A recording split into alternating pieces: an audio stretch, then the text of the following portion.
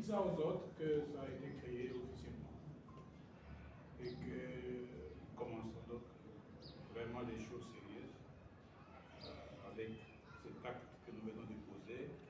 Et les autres n'ont que à nous rejoindre pour eux aussi remplir les fiches d'adhésion. Faites-en une large diffusion. Plus on a de membres, mieux c'est. Mieux nous serons considérés par les instances politiques de notre pays. Alors, cela dit,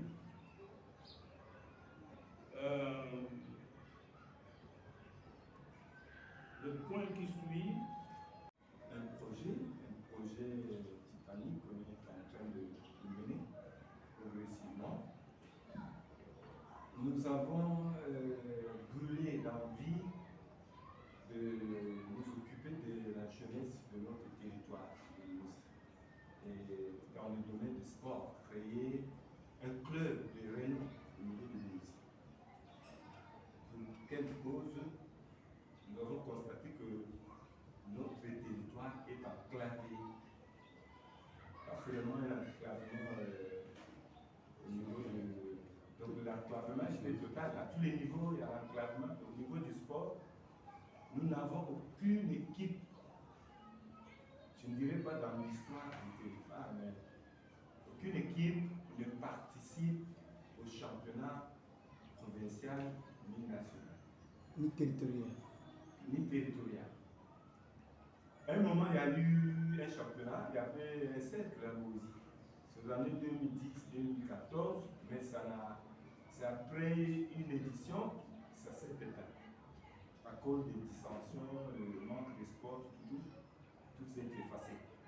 Alors, les seules activités sportives qui se déroulent là-bas, ce sont des activités de routine, de petits tournois entre eux, et tout c'est à l'intérieur du territoire. Donc ça n'amène à rien.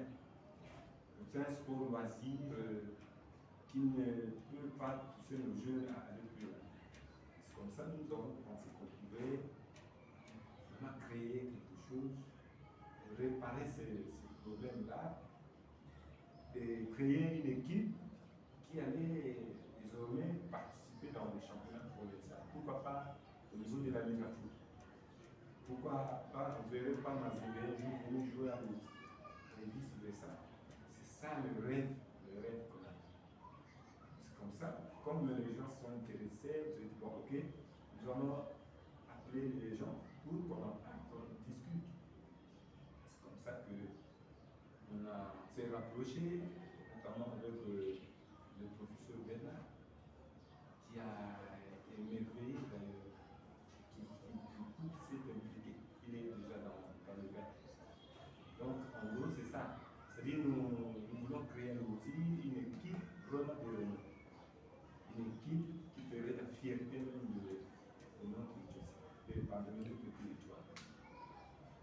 C'est ça en gros.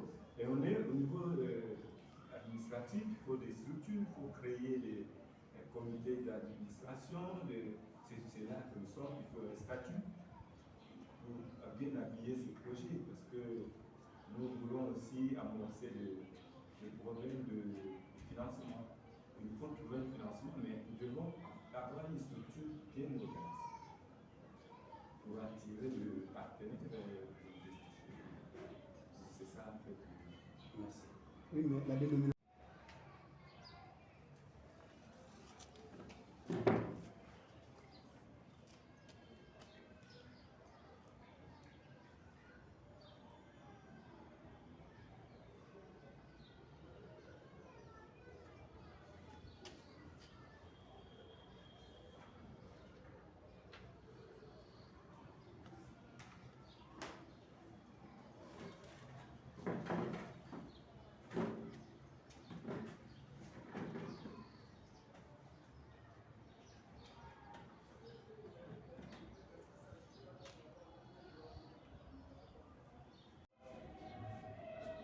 je suis l'ancien recteur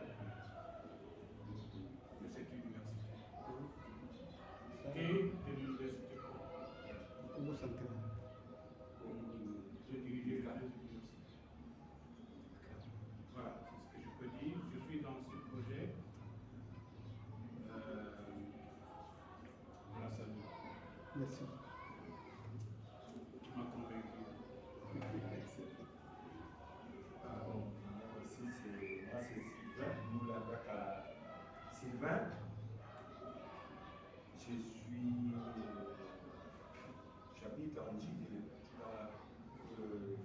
29, sur Jardinier 12.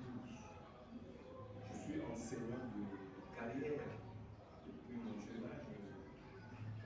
J'ai abordé aussi les études supérieures de 3e cycle, mais que je tente de relancer, du moins, sont un peu presque à terme. Alors, je suis passionné de développement. Depuis quelques années, je suis impliqué dans de petits projets de réflexion, de développement. Et il y a un rêve comme ça, on a pu capter ces fameux projets que nous essayons de conduire en développement. Et le professeur Bernard, c'est mon doyen, c'est mon recteur. Les années de licence en philosophie à la faculté des lettres, je les ai passées sous son recteur. C'est lui qui était le recteur. Mais on ne se connaissait pas. Ah bon. Mais je le connaissais, je le voyais toujours parce que j'étais un ami de son conseiller juridique, Mathieu, que je fréquentais même au bâtiment administratif, mais sans voir toujours de recteur. Votre frère. C'est ça. Mr. David. Manchatima David, je suis à cette origine. C'est ça.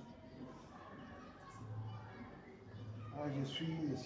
Pitayana Georges, ingénieur de construction, entrepreneur, acteur de développement, indépendant.